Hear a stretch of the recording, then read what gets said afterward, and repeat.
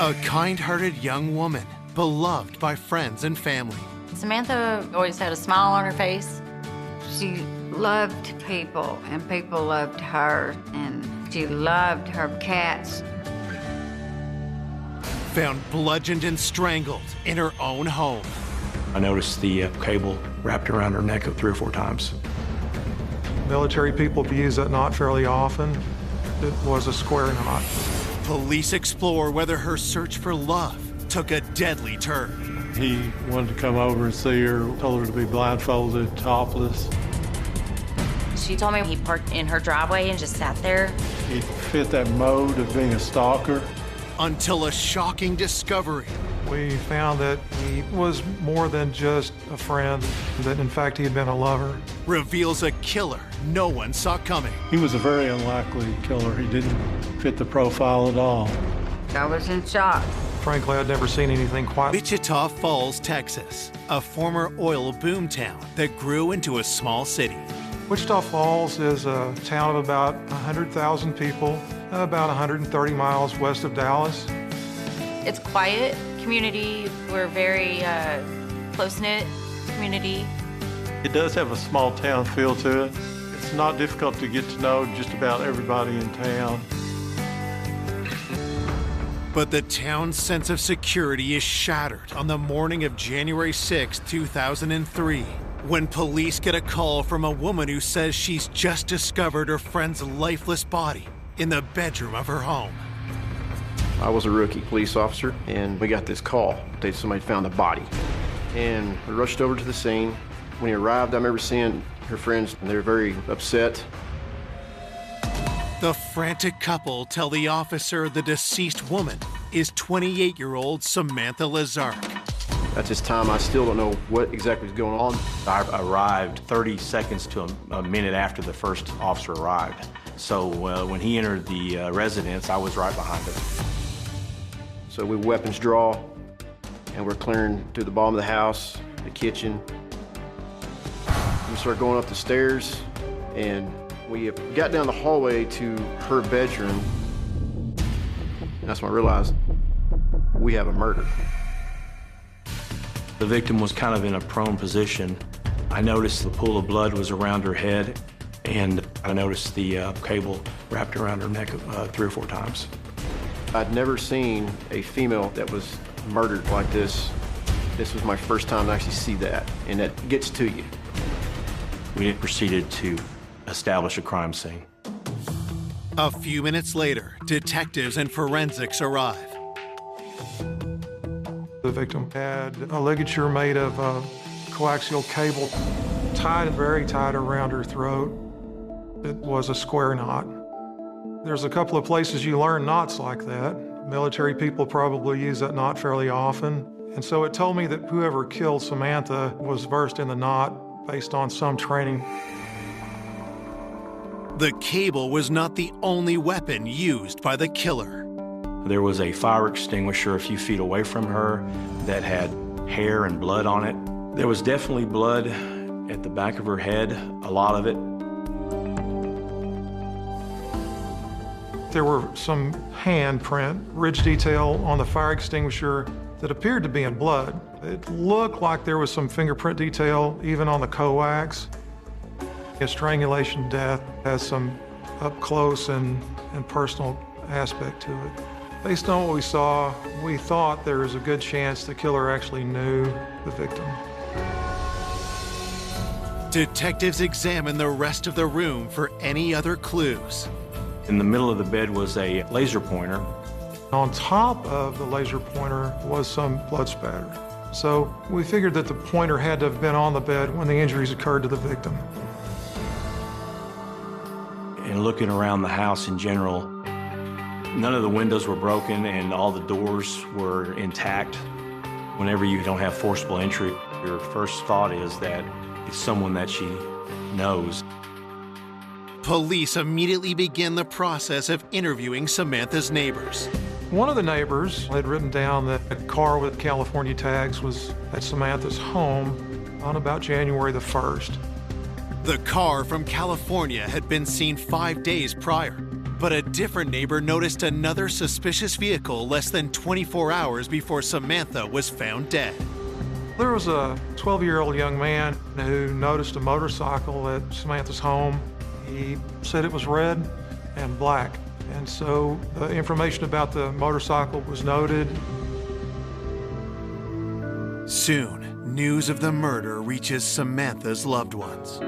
I just barely got to work when my husband calls and he tells me to come home. And he said that someone had killed Samantha the night before.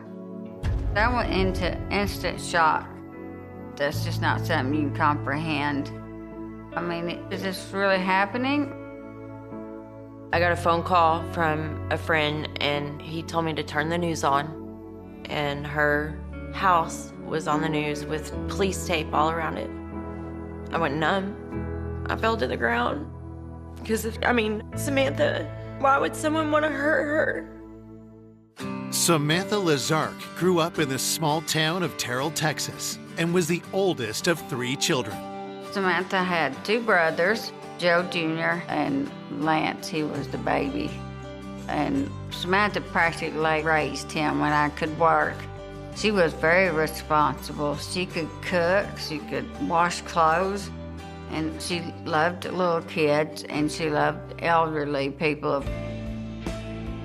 She was one of them late bloomers. She didn't really care that much about boys until she met John. Samantha married her high school sweetheart, John Lazark, at age 20.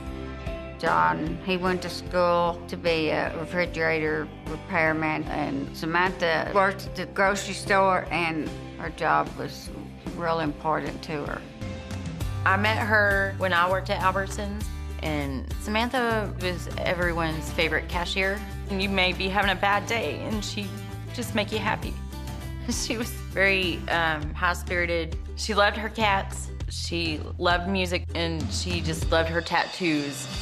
Everything she had a meaning. She had her fairies on both arms. Then she had one on her chest right here that was for John. It said, "Always in my heart."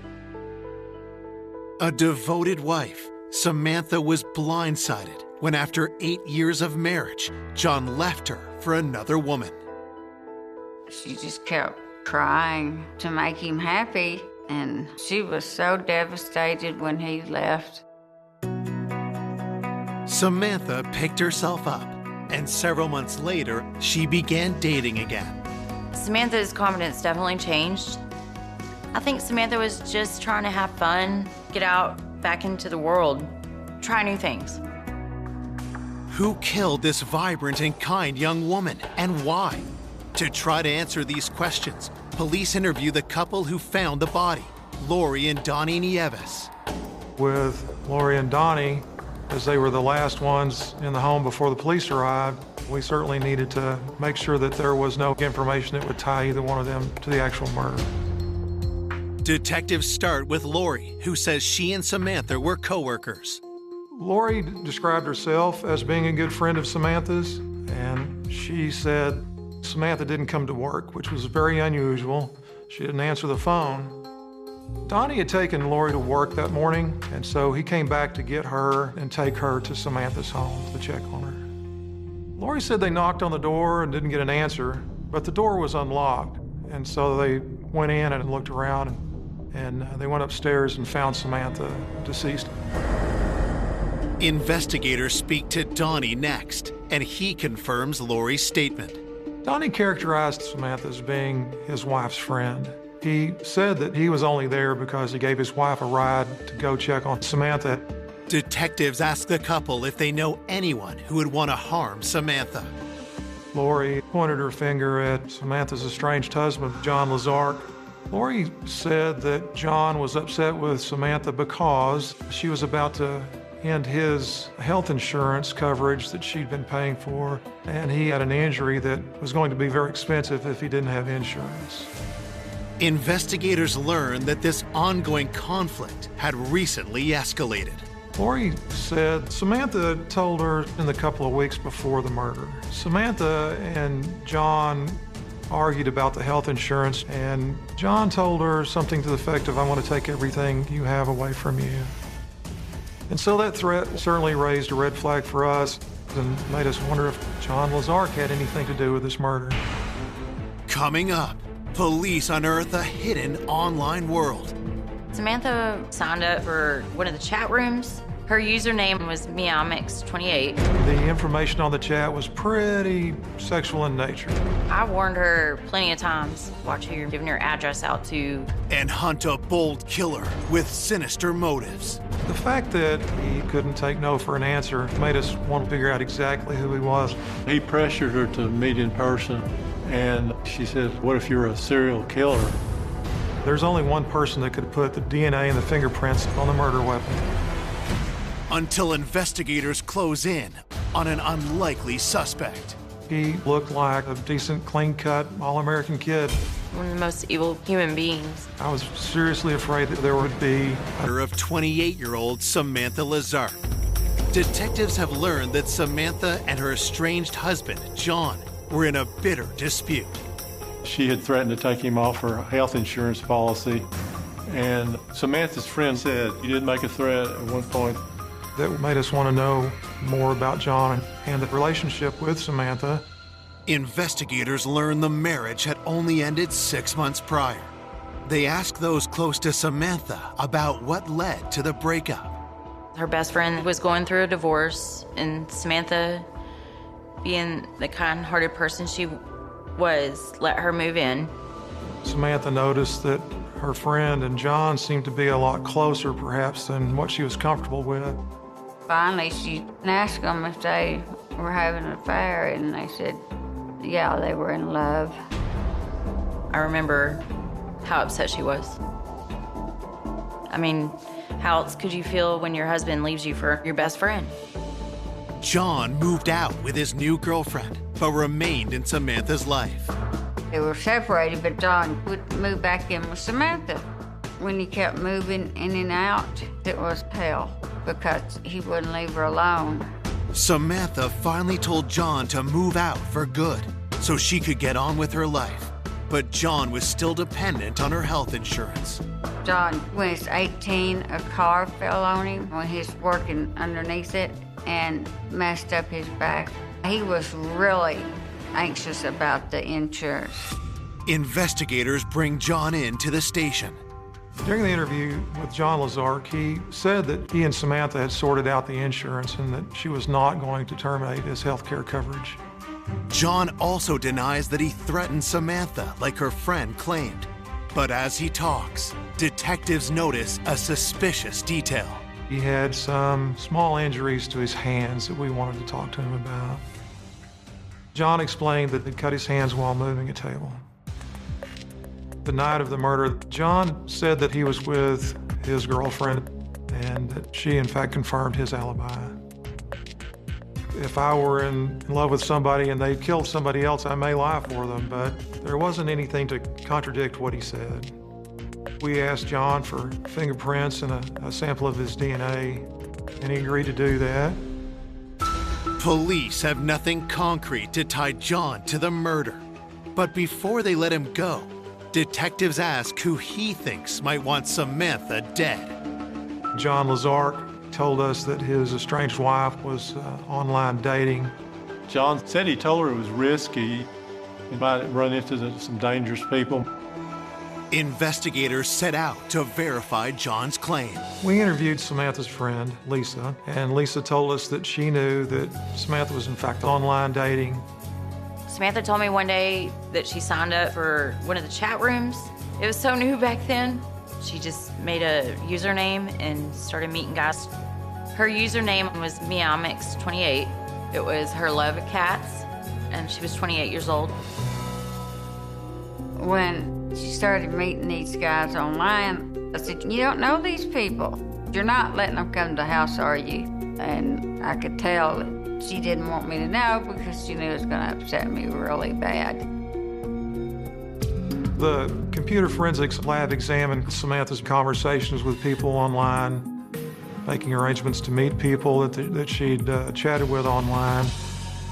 Investigators compare the messages with details of Samantha's dating life provided by her friends. Lisa told us that Samantha was dating a man named Chris, and she'd spoken with Samantha the evening of the murder, in fact, and that Chris was at Samantha's home visiting with her.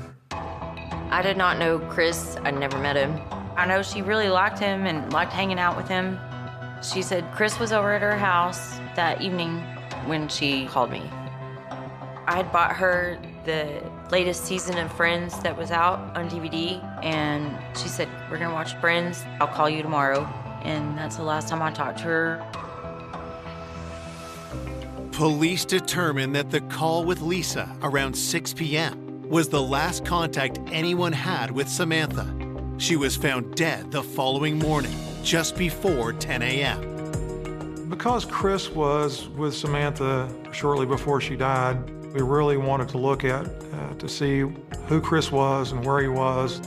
Investigators search for Chris in Samantha's online chats. However, they find her most recent correspondence, only 2 days before the murder, is with a man who goes by the username I Am Elliot. I Am Elliot said that he had recently lost his wife, and Samantha said, "Well, I've recently lost my husband to my best friend." I Am Elliot seemed very sympathetic to her in their messages, and she seemed to respond to that. We weren't sure who I Am Elliot was. Her conversations with I Am Elliot had seemed pretty innocent, and there was no association with the name Chris, so the investigation moved on from there. Detectives dig deeper into Samantha's chats, looking for messages with a darker tone. So the forensic lab was able to retrieve a chat with somebody initialed KS, and the information on the chat was pretty sexual in nature. This individual pressured her to meet in person almost immediately, and so that raised red flags about him. He wanted to come over and see her, told her to be blindfolded, topless, and ironically she said, "What if you're a serial killer?" But in the end she went along with it. Detective suspicion only grows when they realize the chat between KS and Samantha is dated January 1st, just 5 days before the murder. One of the neighborhood watch people had seen a Mercedes with California license plates on it that had been at her house January 1st. It had all of the signs that we were on the right track with this guy. So we ran the license plate number, and the tag came back to Christoph Slora. Could Christoph Slora, KS, be the Chris who was with Samantha just hours before she was found dead? Samantha's best friend said that the night she was killed, she was with somebody named Chris. So we said, hey, maybe this is the Chris that we're... 3 days after the murder of Samantha Lazark, police have linked her online chat to the owner of a car with California plates seen parked at her house just days before she was killed. The neighbor had written down the license plate number of Christoph Slora's car. Police believe that Christoph is the man behind the username KS. When we looked at the online chat between KS and Samantha, they were obviously involved with each other sexually. And as we were looking for a Chris, we were really interested in finding that person. Samantha did tell her friend that she was hanging out with a guy named Chris the night of her murder. Alarm bells ring when they dig deeper into their suspect's background. Christoph was stationed at Shepherd Air Force Base here in Wichita Falls. Christoph wound up being somebody that was in the military. There was a perfect square knot in the ligature that killed Samantha, and I've already thought that somebody perhaps with a military background knew that square knot. While officers are sent to bring Christoph into the PD, detectives receive Samantha's autopsy report. The cause of death was strangulation, and that the coax was the means. The report also shows significant blunt force trauma to the back of Samantha's head. I think it would be really hard to just strangle somebody with a cable, and I suspect that the fire extinguisher was used to incapacitate Samantha so that she couldn't fight back. There was no evidence found during the autopsy or any other testing that showed there was any kind of sign of a sexual assault. Forensic analysis of the murder weapons gives investigators hope that the killer will be identified. From the lab, we learned that the coax had, and that the fire extinguisher also had DNA from who we believed would be the killer. The evidence that came back from the lab was very powerful. Fingerprints were on both the weapons, so it's pretty clear that if we could find one person that matched all these pieces of evidence, that we had the person that committed this crime, not just beyond a reasonable doubt, but beyond any doubt. Armed with new insights into the murder, police head to the local Air Force base to look for their #1 suspect. When we tracked down Chris Laura, we asked him if he would come in for an interview, and he agreed to do that. He admitted that he had had a sexual relationship with Samantha, but they didn't have a whole lot else in common, and he said he hadn't seen her for some time.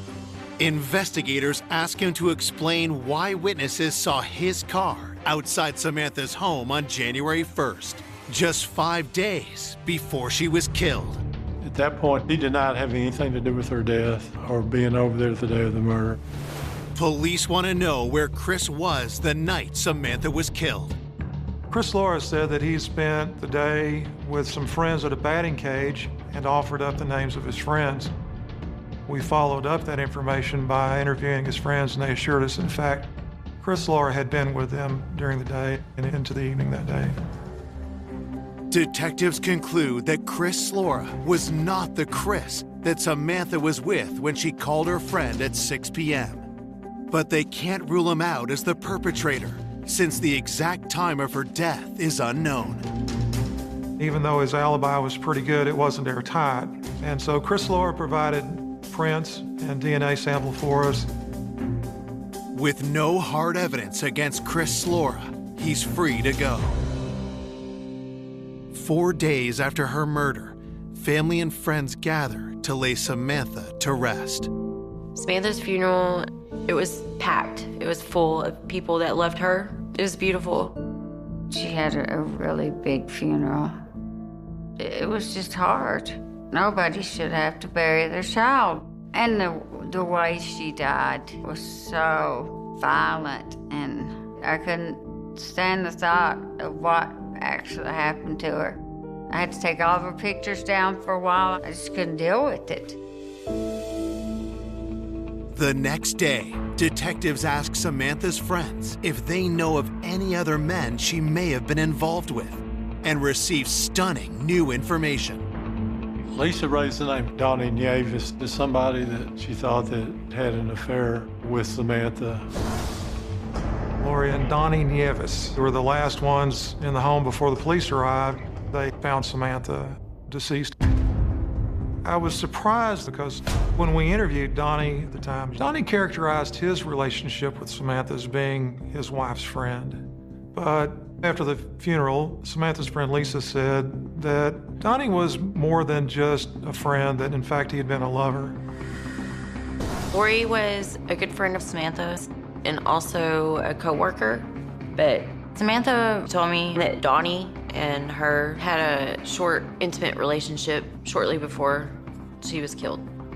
Samantha definitely felt guilty about it. Once we realized that he had been a lover of Samantha's, we had to look at them more closely. He had not been forthcoming before about this affair, so it makes you suspicious that this person has something to hide, and maybe what they have to hide is they're involved in the crime. That is a risk. It's been 1 week since 28-year-old Samantha Lazark was found bludgeoned and strangled to death in her home. Now, investigators have learned that Samantha had an affair with the man who discovered her body. When Donnie Nieves was first interviewed, he failed to mention that he had been intimate with Samantha. When we interviewed Donnie again and confronted him with the question, were you lovers with the victim, he admitted that he was, and that it had been a very brief, intense relationship. Detectives asked Donnie why he didn't tell them about the relationship before. He said he didn't want his wife to find out about this affair because he knew she wouldn't be happy about it. Had Donnie killed Samantha to keep her from telling his wife Lori about their affair? We kept digging into him to see if there's anything that would connect him to the murder. Donnie insists he did not kill Samantha and begs investigators not to tell his wife about his infidelity. We asked him if he'd give DNA and fingerprints, and he cooperated. Police let Donnie go, and while they wait for his DNA and fingerprint results, investigators uncover another suspicious exchange with an online suitor in Samantha's chat room history. His username was Death Metal. Samantha formed a relationship with Death Metal based on their mutual enjoyment of that kind of music.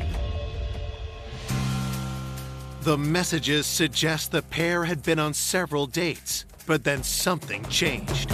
From the correspondence, he thought it was a pretty good relationship. And then all of a sudden, without warning, she told him she wanted to break it off. The relationship may have been over, but the man continued to send Samantha messages. The fact that Death Metal couldn't take no for an answer certainly made us want to look at him pretty close and figure out exactly who he was and interview him. Had the man been so enraged by the rejection that he murdered Samantha? Police asked Samantha's friend Lisa if she can help identify Death Metal. Samantha's friend Lisa said it was a guy by the name of Connor Days. Connor was the one that really got to her, made her nervous. I warned her plenty of times, like meeting people online, watch your back, watch who you're giving your address out to, your phone number. And he was the only one that really stands out in my mind that he scared her. He just wouldn't stay away. He left notes on her door, even though Samantha told Connor that she didn't want to have anything to do with him any longer. And that kind of freaked her out a little bit. Samantha told me one day he parked in her driveway and just sat there, and she'd call me and she wouldn't know what to do. Connor would fit that mode of being a stalker, coming around a lady's house all times of the day or night. And that stalker profile is the one that can lead to someone being a murderer.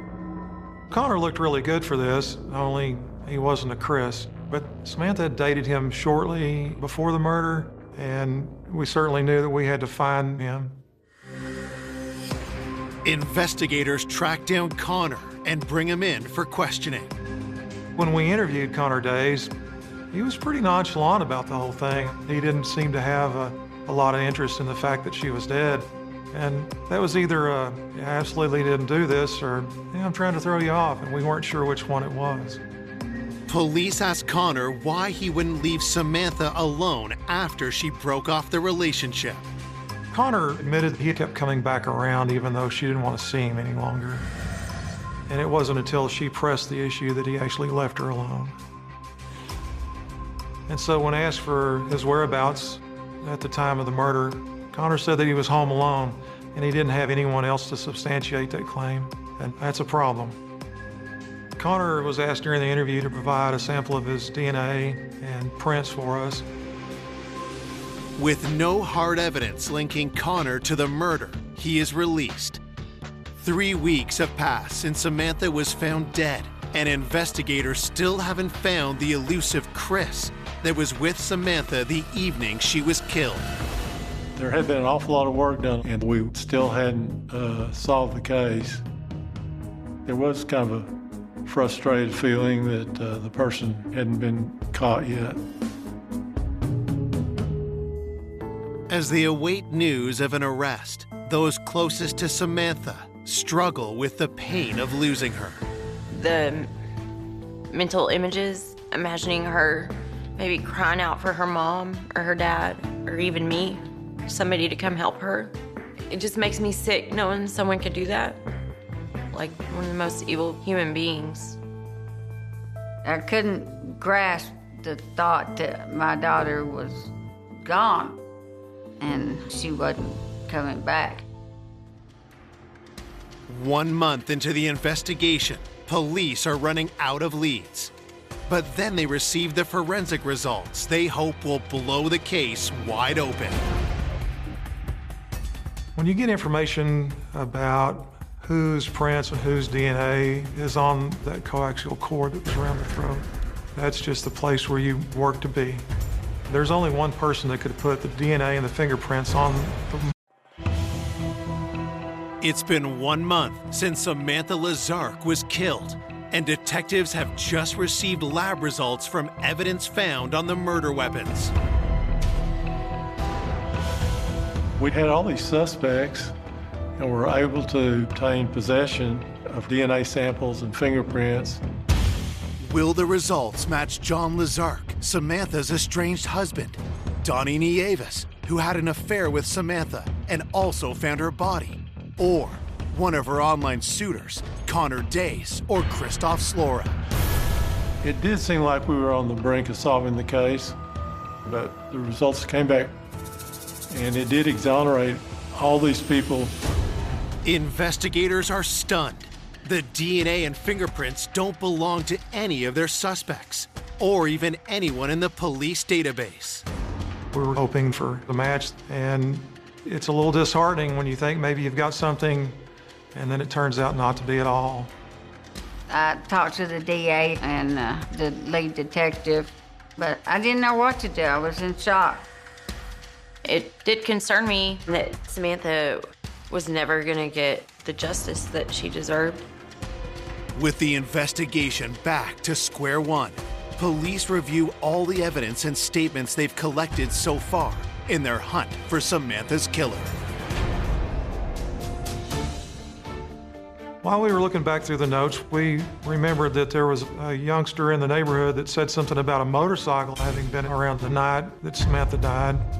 So we asked the computer forensics people to look for the keyword motorcycle, and they came back with information that, in fact, I.M. Elliott said that he had a motorcycle. When detectives previously looked at chats between Samantha and I.M. Elliott, they didn't find any red flags in the correspondence or any indication his name was Chris, so they moved on to other leads. Our conversations with I.M. Elliott had seemed pretty innocent, and during the correspondence, he told her he worked out at Metro Photo. Metro Photo was a camera shop in Wichita Falls. Investigators rushed to the store, hoping to locate their new suspect. The 12-year-old said the motorcycle is red and black. And we went by the camera shop, and there was a red and black Harley-Davidson motorcycle. It was an aha moment, if you will. We ran the plates on the motorcycle. We found out it did belong to a person named Christopher Kyle Russell. The tag came back to Chris Russell. And we said, Chris, aha. It made it even a bigger aha moment for us. And that's when we decided it was time to know more about Chris. And Chris Russell was enrolled at Midwestern State University here in Wichita Falls, taking some criminal justice classes. He looked like he came from a good home, and he was a decent, clean-cut, all-American kid. His family was well-to-do, respected members of a large church here in town. His profile was almost too good to be true. Our first interview with Chris was a trip to Metro Photo, where we went in and asked him to come with us, and he did. At the station, investigators begin by asking the 21-year-old if he was with Samantha on the night of her murder. He was polite, but he declined to give an interview. He was asked to give his DNA samples and fingerprints, and he said he needed to talk to a lawyer before he did anything. Even though it's Chris's right to tell us no, maybe it's because he had something he didn't want us to know. So we served Chris a search warrant in order to obtain prints and DNA from him. As detectives wait for results, they continue to look into Chris Russell's past and discover he served in the armed forces. Chris had in fact been in the Marine Corps, but only for a matter of days. They sent him packing after they got a good look at him. That was a large red flag that the Marine Corps didn't want him. With Chris looking increasingly suspicious, what detectives discover next is chilling. In the chat between Chris and Samantha, he said that he had recently lost his wife, and we looked into this and found some, frankly, rather terrifying information. Investigators learned that Chris lived in the small town of Chadron, Nebraska with his wife Tara, who died only 10 weeks before Samantha's murder. It was a short time after she had passed away. One night he packed up his belongings and moved back to Wichita Falls from Chadron. Police contact law enforcement in Nebraska for information about the death of their suspect's wife. Chris Russell's wife died under circumstances that at first was ruled pneumonia. However, when the autopsy came back and there was noted some bruising on the neck, that tells me that probably wasn't pneumonia. That sounds to me like a strangulation. But by the time the autopsy information was released, Chris had already had his wife cremated and left the state.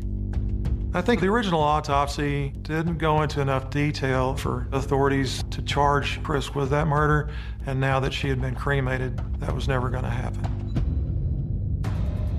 Police fear they have an emerging serial killer on their hands. Detectives obtain a search warrant for Chris's residence. Chris lived with his parents here in Wichita Falls.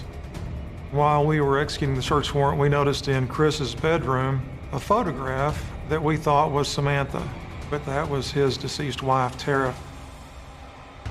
Chris Russell's wife died, and weeks later, Samantha's now dead, and she looks incredibly like Chris Russell's wife. Police uncover more disturbing clues in Chris Russell's bedroom. We found a book, and it was a book about knots.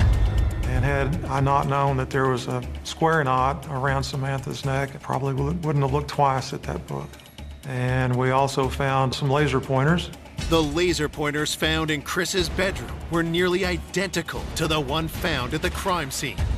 There wasn't actually a smoking gun found during that search warrant, but there were certainly bullets to load that gun with. Investigators seize Chris's computer and confirm that he's the man behind the username I Am Elliot. But as they start reviewing his chat logs, police discover another troubling detail. We found that Chris, not only was he seeing Samantha, but he was seeing another young lady in Wichita Falls as well.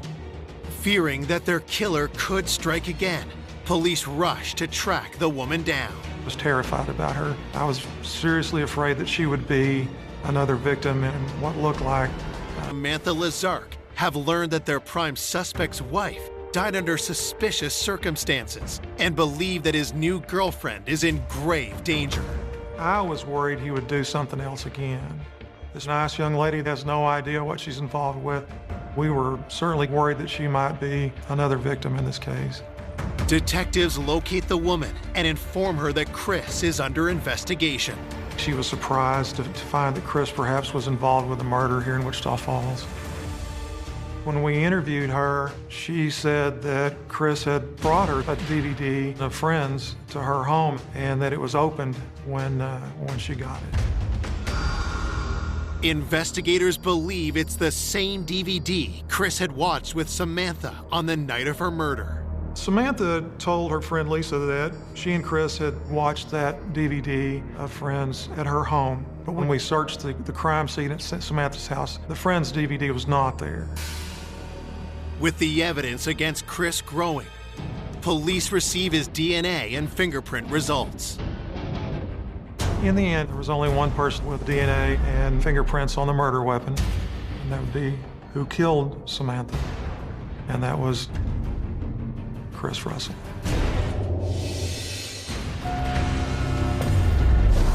We arrested him at work. As I recall, he didn't seem surprised we were there at all. In fact, he didn't have anything to say about it. At trial, prosecutors put forward their theory about how the murder unfolded. The day of the murder, they were having a nice Sunday afternoon together and went out to her house, and her friend Lisa talked to her on the phone and things were still going good when he was there, evidently. Maybe Chris brought her a laser pointer so that she could play with her cats. Then something happened that caused him to be angry. The first thing was a surprise attack from behind because the bruises were all on the back of her head. He knocked her to the floor. At that point, the coaxial cable was in connection with the television set, and he had evidently ripped it out, which indicated a person who was very angry. And she's desperately trying to fight him off. At the same time, he starts looping that coaxial cable around her throat once, twice, and then a third time. And then he ties the knot there, and all the time she's getting weaker as blood is flowing out of her body. Then he strangles the life out of her. With no confession from Chris, no one knows his motive for murdering Samantha. You'd always like to know exactly what happened at the Lazark home that night, but something caused him to decide that he was going to kill her that night. The jury finds Chris Russell guilty, and the judge gives him the maximum sentence of 99 years in prison. There was an overwhelming sense of relief that we had taken somebody from society and put them someplace where they weren't going to harm anybody. And that's that big, deep sigh you get when you know in your heart that you did a good job. When you look at Chris Russell at first glance, you see a nice, clean-cut young man who was going to college to better himself and who was a regular churchgoer. He was a very unlikely killer. He didn't fit the profile at all. I guess what we should take away from a case like this is that we need to take caution when we meet people online. You can't be too careful.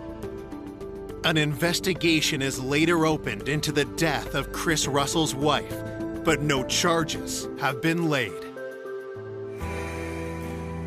For Samantha's family and friends, the pain of losing her will never go away.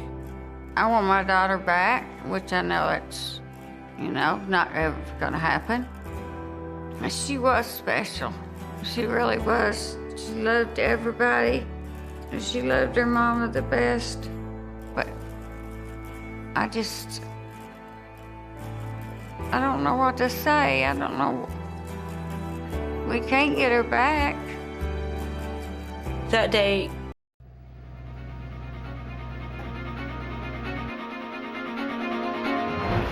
Police find a frozen body in the Arizona desert. The chilling discovery sends investigators searching for more victims. A small town, a brutal murder, and a killer who could be anywhere. When all leads are exhausted, the investigation focuses on a blurry surveillance photo. When a young mother disappears, detectives are left with few clues.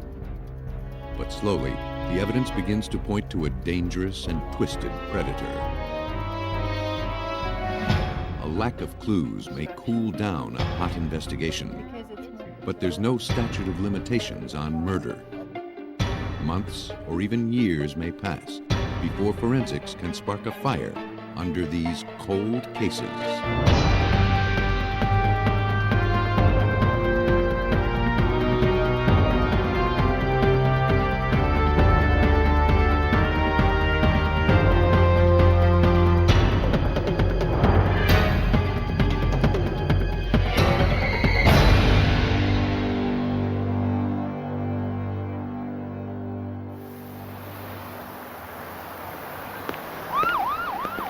On June 3rd, 1991, investigators from the Costa Mesa, California Police Department pulled up to an abandoned car on the Corona del Mar freeway.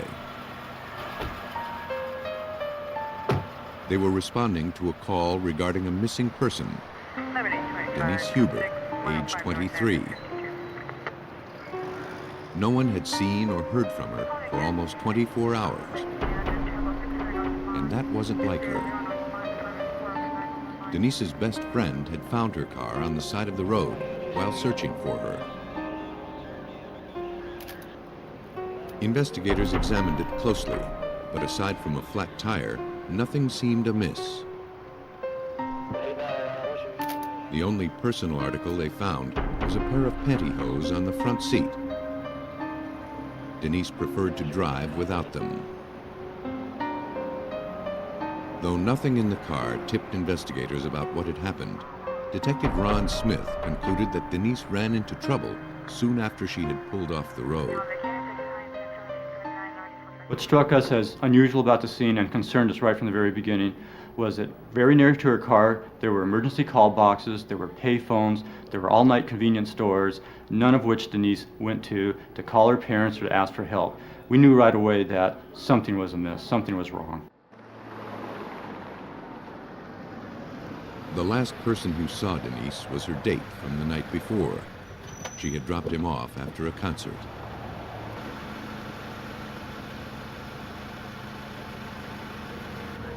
Denise never made it home. Bright, popular, just graduated from college, she wasn't the type to worry her parents by going off without a call or note. Her family and friends started to look for her the next morning. After recovering her car, the Costa Mesa police launched a massive search for Denise Huber. They notified law enforcement agencies across the country. They followed up every clue, every lead. Denise's friends and family put up posters and appeared on news programs begging for information. As the months and years passed, the tips dried up. But police kept Denise's case open and as active as they could. Every day we would do something with the Denise Huber case. We would review old leads, we'd go over old reports again. We'd look one more time at the photographs. We never gave up, even though we never really had anything good to work with. After 3 years, no one could tell her grieving family and friends what had happened to her. Denise Huber had simply vanished.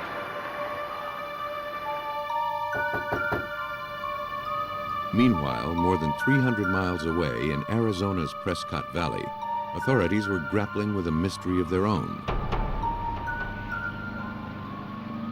On July 9th, 1994, a woman went to buy paint at the home of a man she met at a swap meet.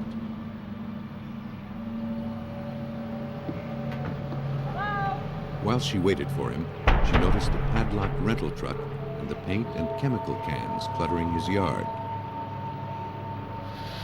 She thought they looked out of place for such a respectable neighborhood and wondered if any laws were being broken. Suspicious, she called a friend who worked for the police. Her friend thought it sounded like a clandestine drug lab, which police find in the most unlikely spots. He sent investigators from the Yavapai County Sheriff's Department to check it out.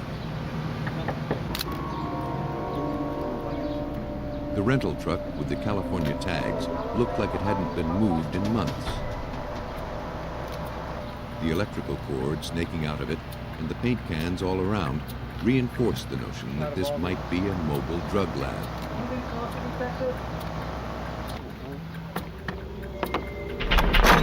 A check of the tag showed the truck had been stolen.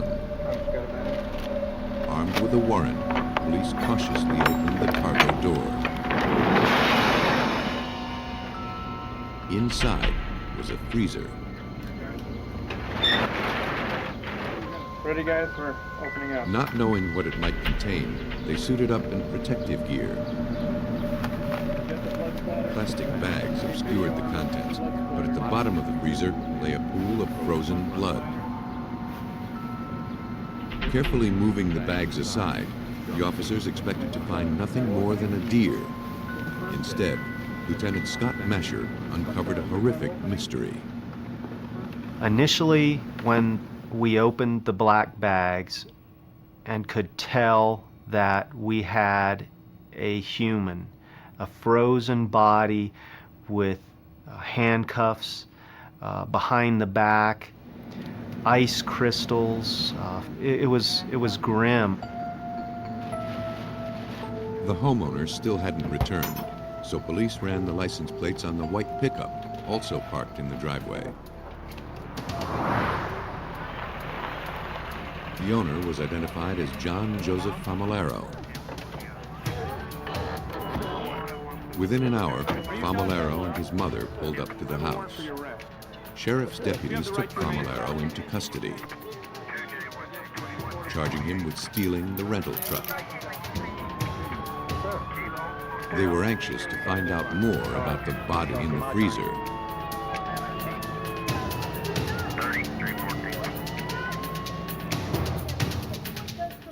Mrs. Famularo, who lived next door, told detectives that her son was a house painter, which explained the paint cans. She said the truck had been parked there about 2 months. She didn't know anything about the freezer or its contents, except that the electricity in John's house had been turned off for 1 day, and he had asked to run a power cord from her house to the truck.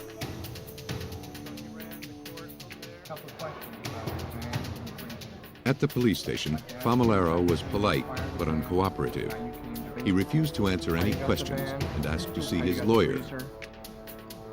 Without any assistance from their suspect, investigators would have to rely on physical evidence at the scene to identify the body in the freezer and to find out how it got there.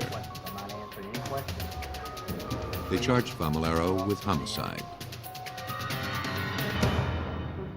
The next day, warrant in hand, investigators entered Famularo's house, hoping to find information about the victim in the freezer. In its frozen condition, they couldn't even discern the victim's gender. Look through these things on the chair. Famularo's house was crammed with his belongings. This was the home of a man who never threw anything away.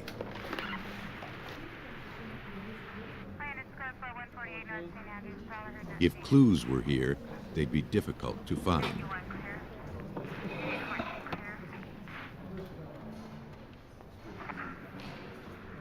After more than 2 weeks of searching, investigators found several promising clues. The first was a set of handcuff keys that matched the cuffs on the victim. Bag it and tag it. Okay. The next clue took investigators by surprise. 2 complete Los Angeles County Sheriff's Department uniforms.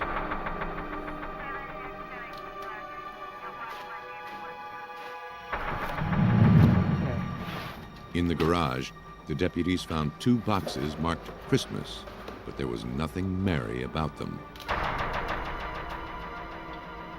Inside, officers found blood-stained women's clothing and a bloody hammer and nail puller. They also found a pair of women's shoes, the backs badly scuffed, as though the woman who wore them was dragged. Get a couple of bags here. Shot of this hammer. And that wasn't all. We did locate numerous female identifications. That included Social Security cards, I believe some driver's license, and other identification, obviously raising the concern of maybe we had additional victims. Yavapai County Police had to face the very real possibility that John Famularo was a serial killer.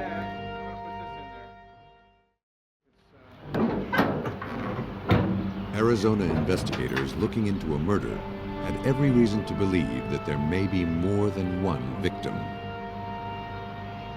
To test that theory, investigators brought in cadaver dogs to locate more bodies on John Famularo's property.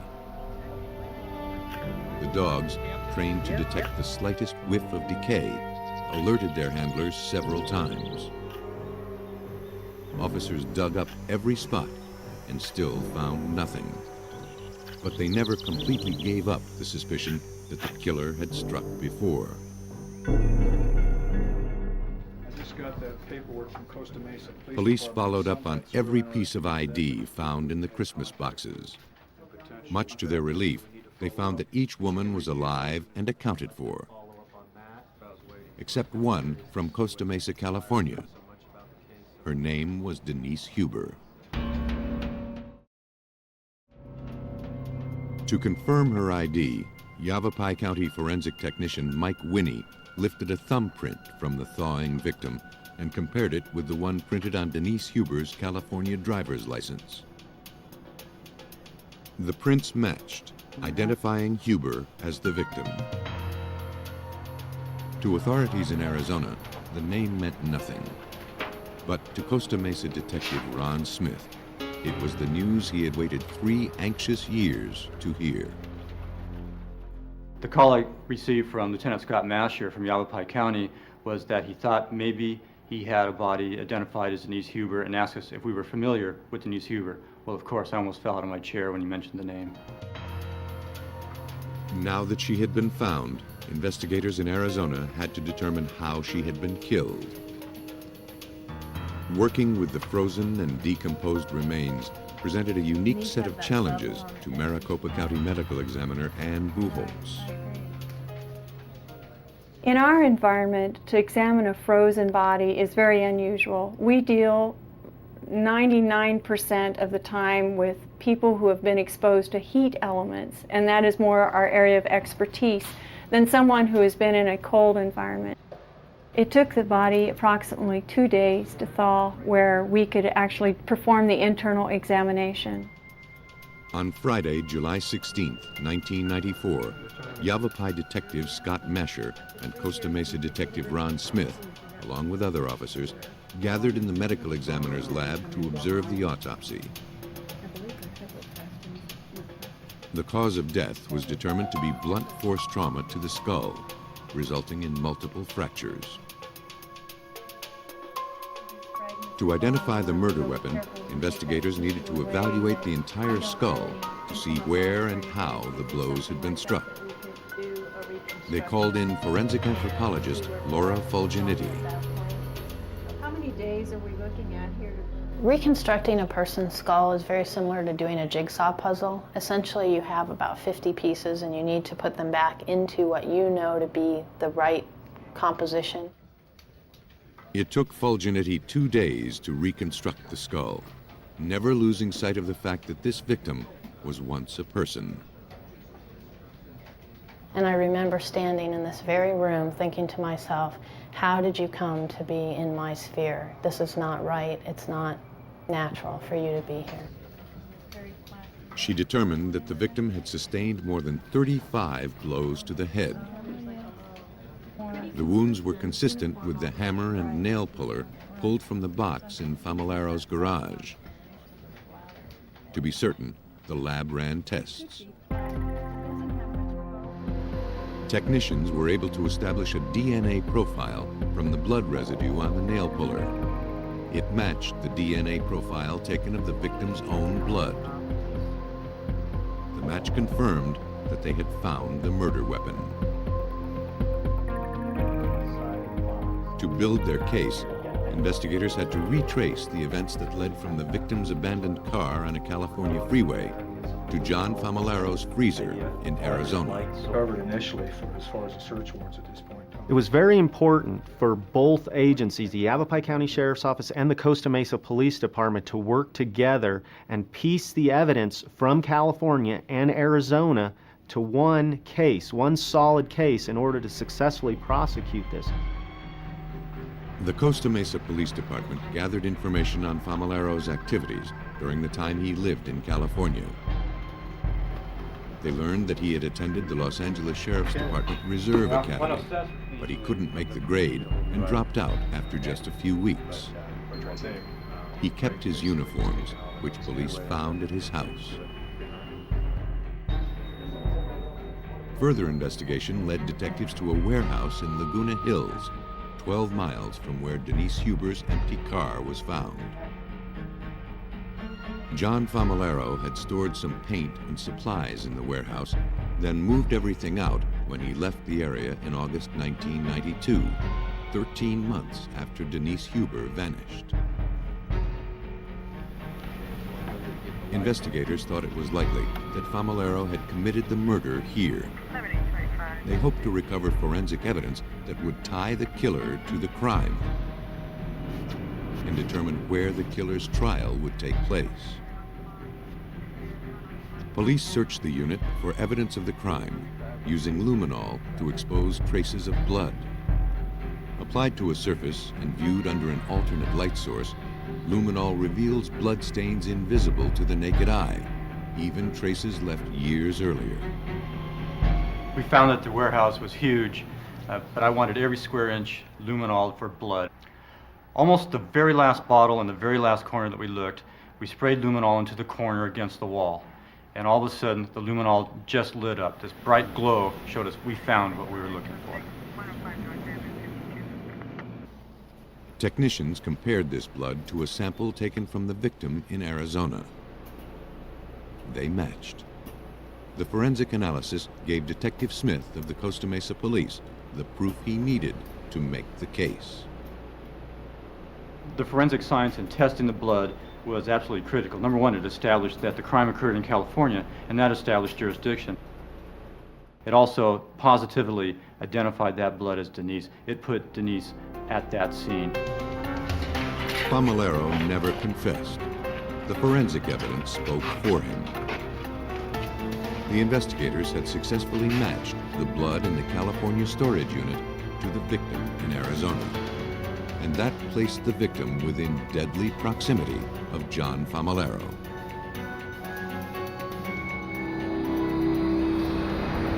Authorities believe that Huber pulled off the road with a flat tire.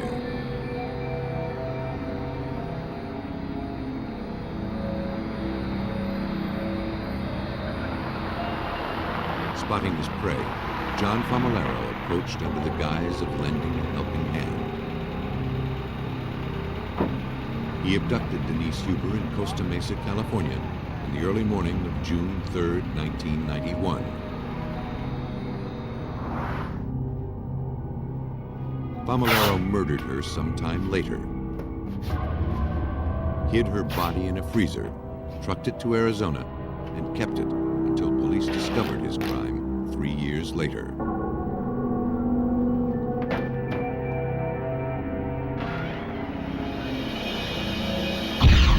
John Famolero was sentenced to death. He awaits execution on California's death row. Famolero hid his crime by keeping the body close to him. Other killers are not so conniving, but they can be equally elusive. It was a December evening in 1990. Peggy Phillips wondered why her husband Dean was taking so long to lock up the laundrette they owned in Ozona, Texas. It was just next door, but he'd been gone 20 minutes.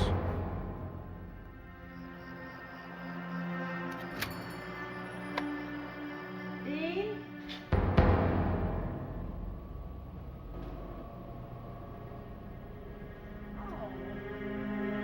She found him lying on the floor, bleeding and barely conscious.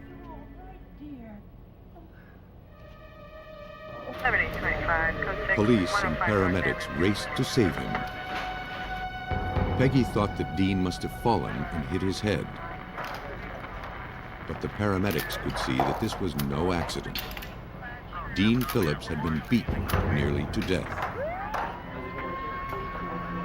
Peggy watched as the paramedics loaded her husband into the ambulance. It was the last time she saw him alive. Dean Phillips died early the next morning, December 26th. The cause of death? Blunt force trauma to the head.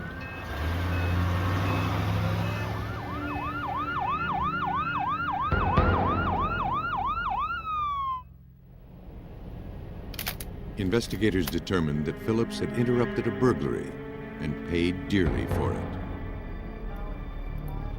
They found only one hard clue, a single fingerprint lifted from a coin box left on the floor. They sent the print to the Texas Department of Public Safety. Like small-town police departments all over Texas, the Ozona police depended on the DPS crime lab for forensic services. This time, though, the Department of Public Safety came up empty. The coin box fingerprint didn't match anything they had on file. News of Dean Phillips's death spread through Ozona. Crockett County Chief Deputy Sheriff Alton Davis was determined to catch the criminal who had shattered the quiet of this little town. We've got a population of probably 3,000 to 4,000 people, so it's a small town. Everybody knows everybody, and it was a real shock to the community that something like this could happen in Ozona. The community stepped forward to help the investigation. A witness reported seeing 2 local men wearing bloody clothes the night Phillips was killed.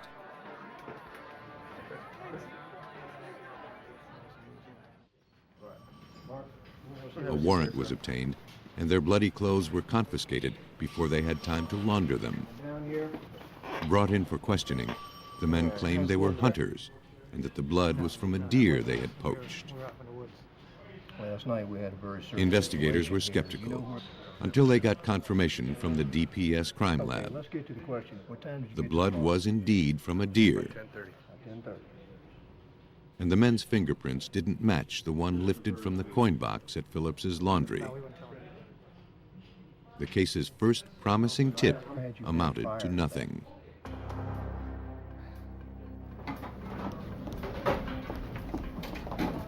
A clerk at a convenience store right off the interstate gave investigators their next lead. Got a couple minutes I can talk to you? Yes. A man came in an hour before the murder and asked where the launderette was. And we're just checking the neighborhood. She described him as stocky, with dirty blonde hair and a t-shirt with radio call letters. Oh, yeah? Oh, what time was that? He drove a beat-up blue van with a green door on the passenger side.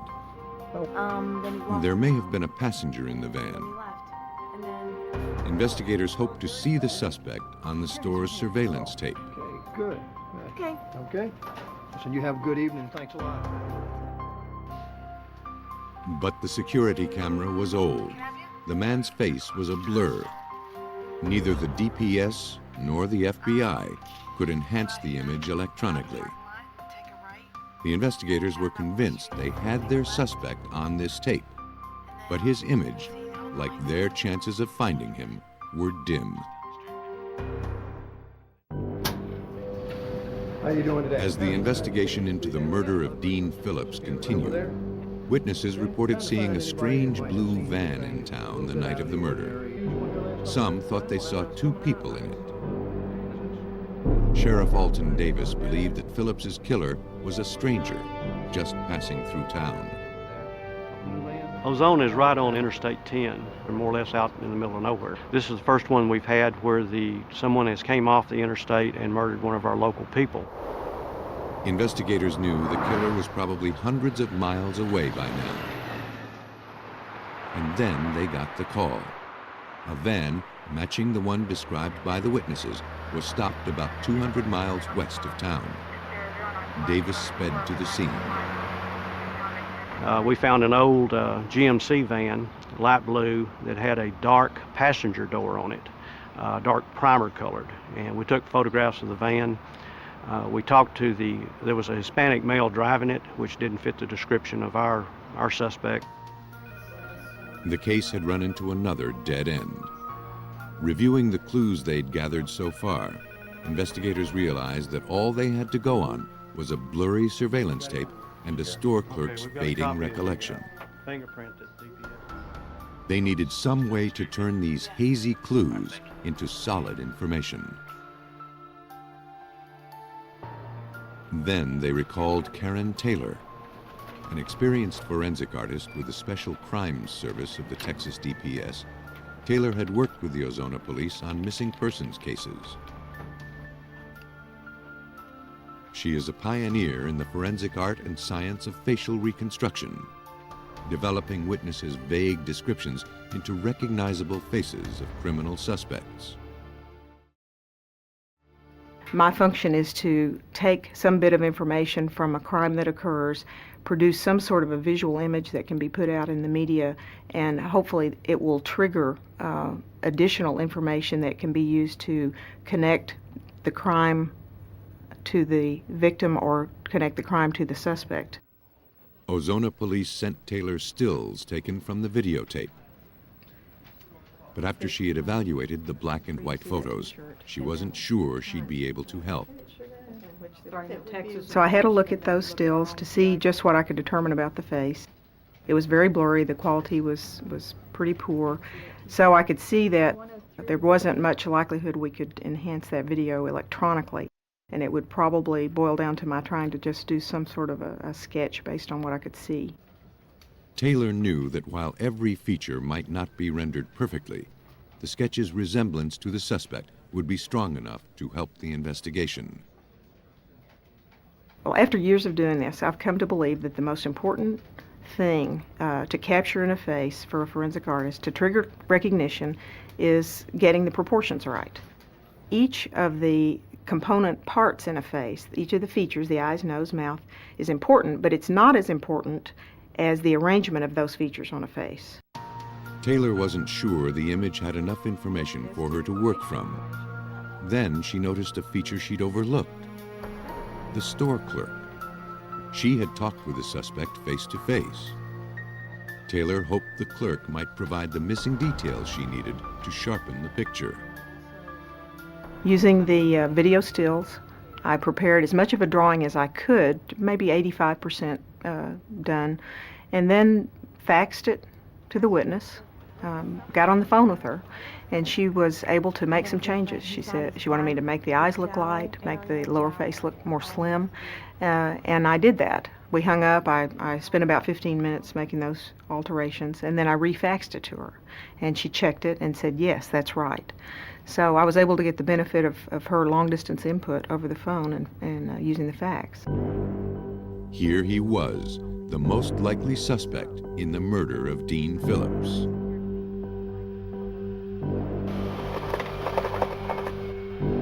The Crockett County Sheriff's Office prepared a crime bulletin.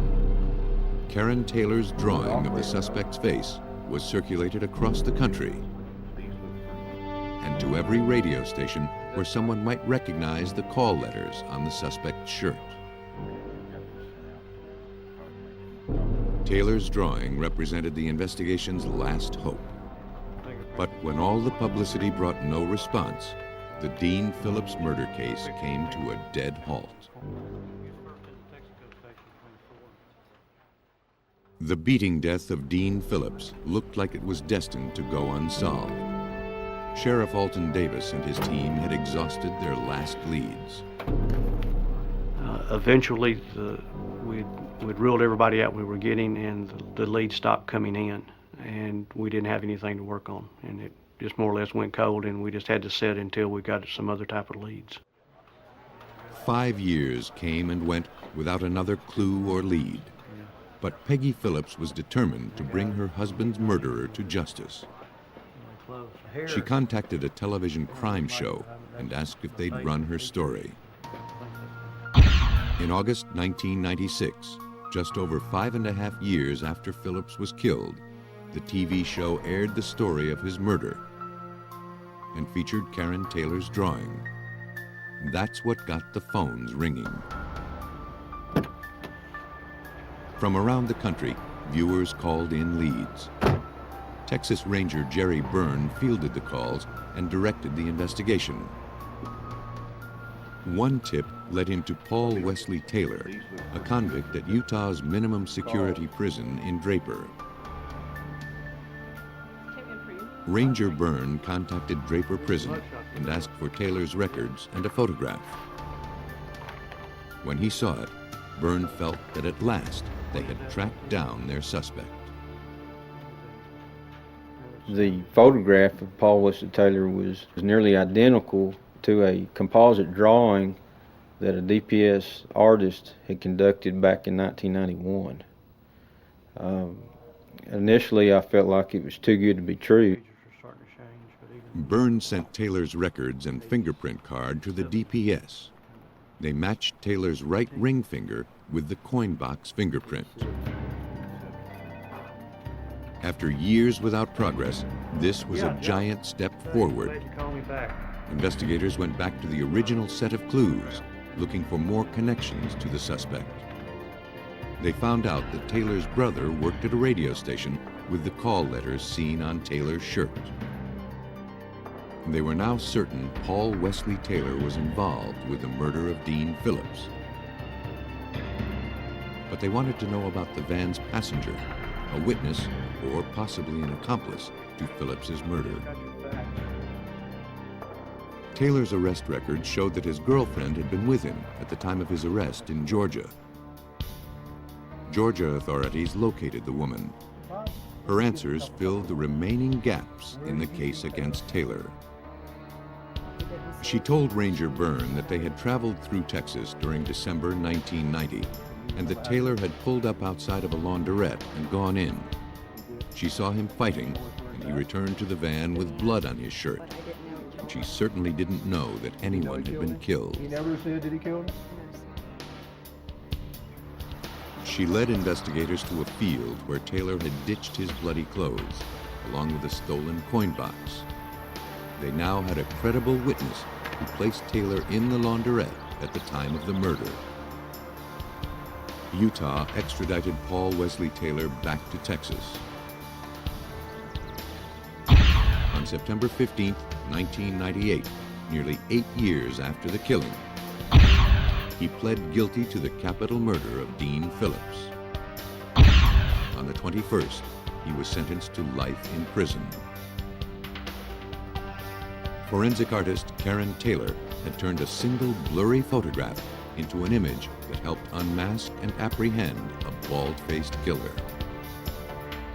When that photograph and drawing were presented, they knew that it was Paul Wesley Taylor.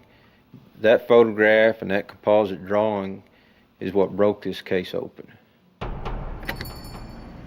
Investigators speculate that Paul Wesley Taylor got off the interstate in Ozona to get some food and gas. Short of money, Taylor got the idea to knock over the laundrette after closing time.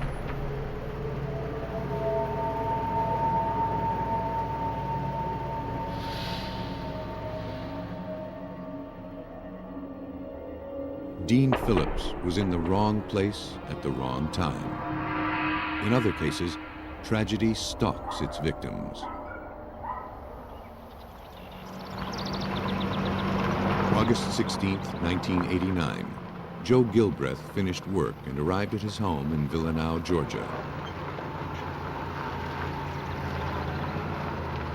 He was looking forward to spending the evening with his baby girl, Amber, and his wife, Nikia.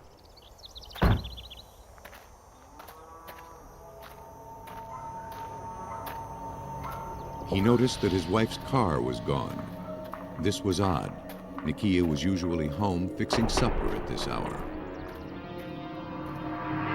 When he went inside, he started to worry. Nikia would never let Amber sit in her pajamas all day, and there was no way she'd ever leave the baby in the house by herself. The doors were unlocked and didn't look like they had been tampered with.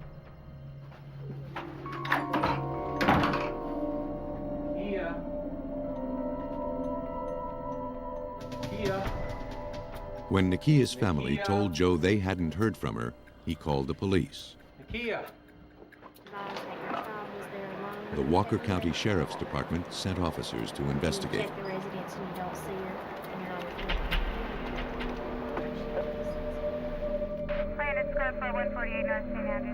floor. Joe and his mother-in-law reported 3 missing items: a blue telephone cord that had been ripped from the wall, a bedspread that had a sheet stitched to one side, and all of Nikia's underwear. Based on what he found in the house, Detective Pat Bedford believed that Nikia Gilbreth's disappearance was more sinister than the simple missing persons case he was originally sent to investigate. My first impressions are, she was taken out of here bound. Somebody forcibly was taking her from this residence. When you tie that into the fact that it was realized that a whole drawer full of her undergarments and lingerie was missing, it makes you think that we're dealing with another serious crime here. Checked around, see if there's anything missing by chance. Took a shower. Joe Gilbreth told the police that the day had started like any other. I checked all the house and that could. The alarm went off at 5:30. Joe got up and got ready for work. Nikia went back to bed. And by 6 a.m., the house was quiet. Joe and the baby were the last to have seen Nikia. A squad car was stationed at the house in case she might return. but Nakia never came home.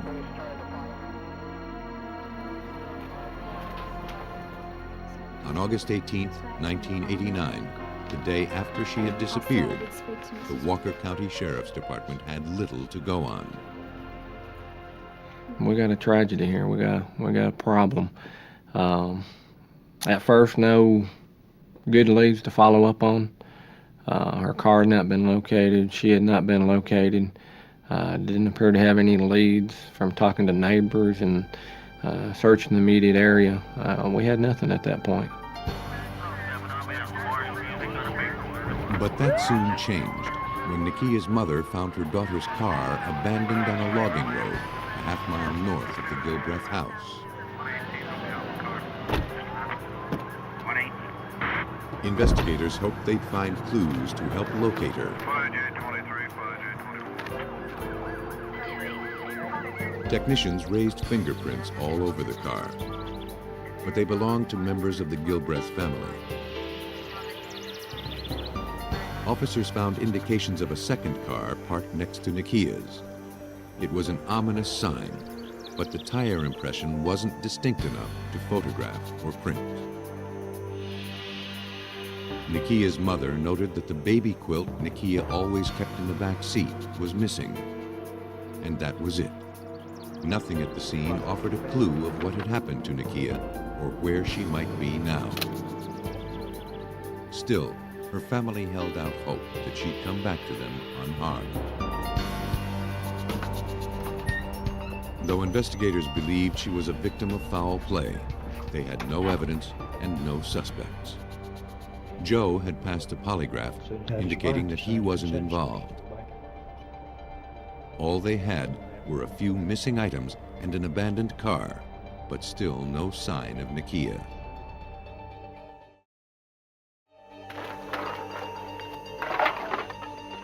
Two days later, a boy collecting empty cans along the highway made a crucial, gruesome discovery.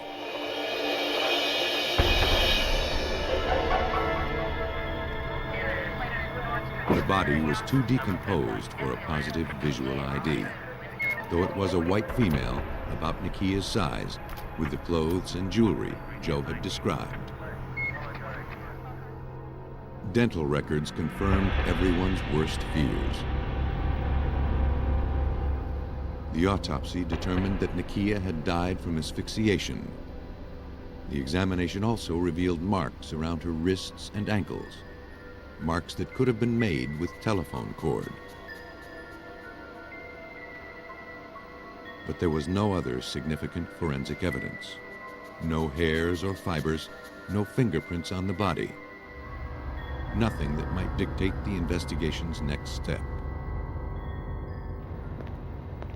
Investigators considered a number of suspects, but none of them panned out. Leads dried up. The case went cold. Unfortunately, we were going nowhere in the case. We had no good leads, no good suspects. Any tips that we got, we did everything from roadblocks, car to car, house to house, door to door searches, searched the area thoroughly. We weren't able to really locate anything that was helping us. Several months went by and we really weren't making any progress in solving this case. You cannot let something like this go on. You've got to be able to solve this case. Then, 4 months after Nakia Gilbreth disappeared, investigators heard about a similar case in nearby Gordon County. A young woman was abducted by an intruder while her child slept. For 14 hours, he forced her to model lingerie for him and assaulted her repeatedly. Then, he brought her back home. Before police could identify the woman's assailant, the case took a bizarre turn.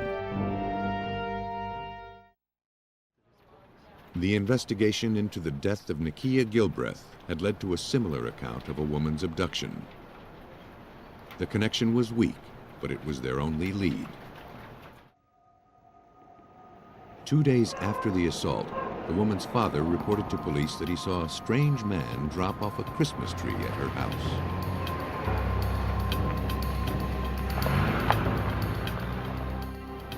When investigators ran the truck's license plate, they discovered that it was registered to James Ray Ward. He worked for a nearby well drilling company. The woman picked out Ward's picture from a photo lineup. She recalled that during the day she was being held, she told her assailant that she hadn't had a chance to get her child a Christmas tree. Officers took Ward into custody a short time later. Ward pled guilty to rape and was just starting a 20-year prison term. In their check into his whereabouts prior to his arrest, police learned that Ward had drilled a well at the Gilbreths a year earlier.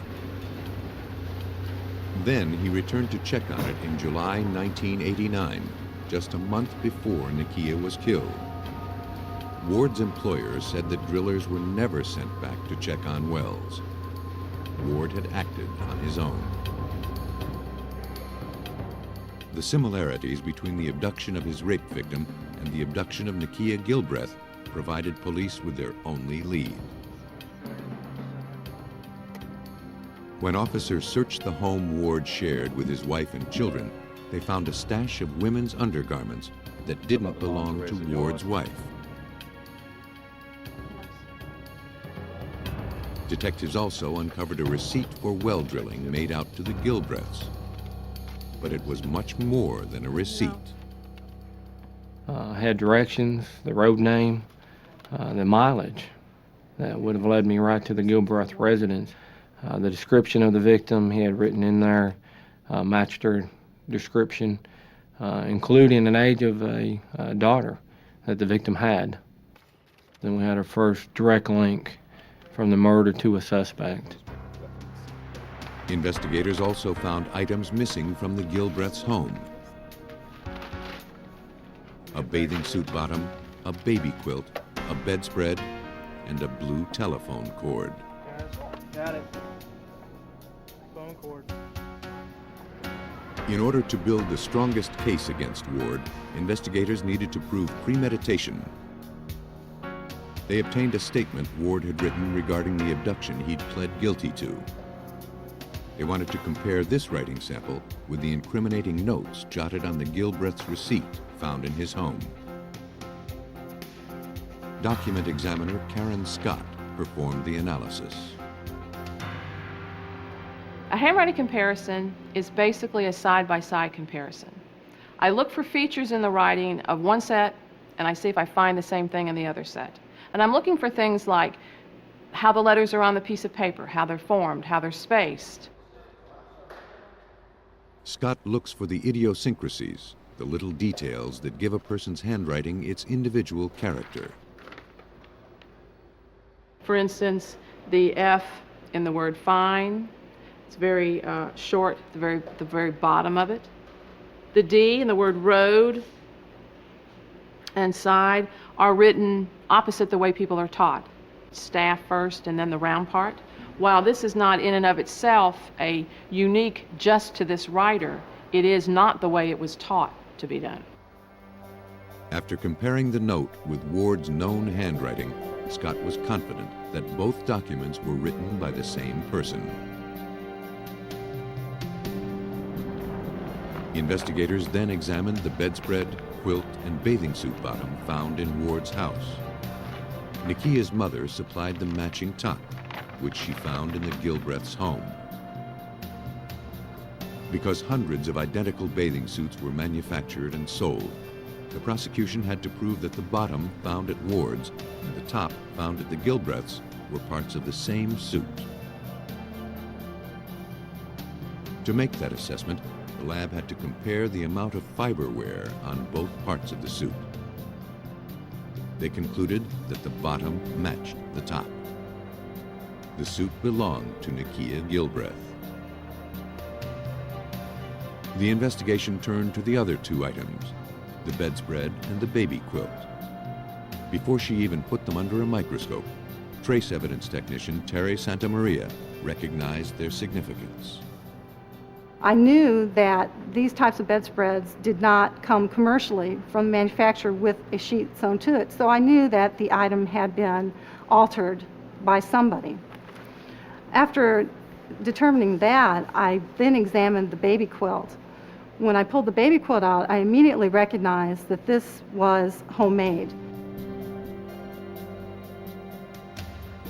Santa Maria called Detective Bedford. These two items, the bedspread and the blanket, were absolutely unique, one-of-a-kind items.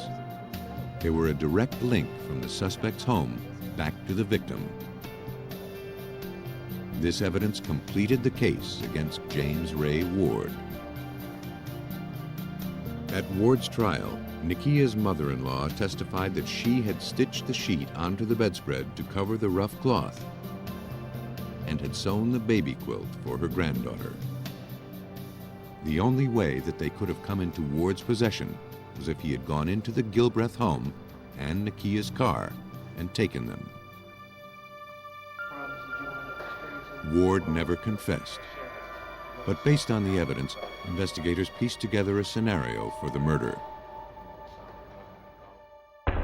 On the morning of August 17th, Ward watched Joe Gilbreth leave for work. When he saw it was safe, he entered the Gilbreth home and abducted Nikia. I believe he pulled the telephone wires and the cord away from the wall. I believe he bound her, wrapped her in the quilt, and on the way out the door also took a drawer full of her underwear and lingerie as a trophy. Prosecutors called Ward a meticulous, organized stalker with a perverted mind. Investigators speculated that he fantasized that the women he was assaulting liked him. That might explain why he returned to place a Christmas tree at the door of one of his victims' homes. Jurors convicted him of murder, and in July 1991, after deliberating just 3 hours, he was sentenced to death for murdering Nikia Gilbreth. When the leads disappear and an investigation stalls, that doesn't mean a case is closed. In a homicide, investigators have an arsenal of forensic techniques and all the time in the world to catch the killer.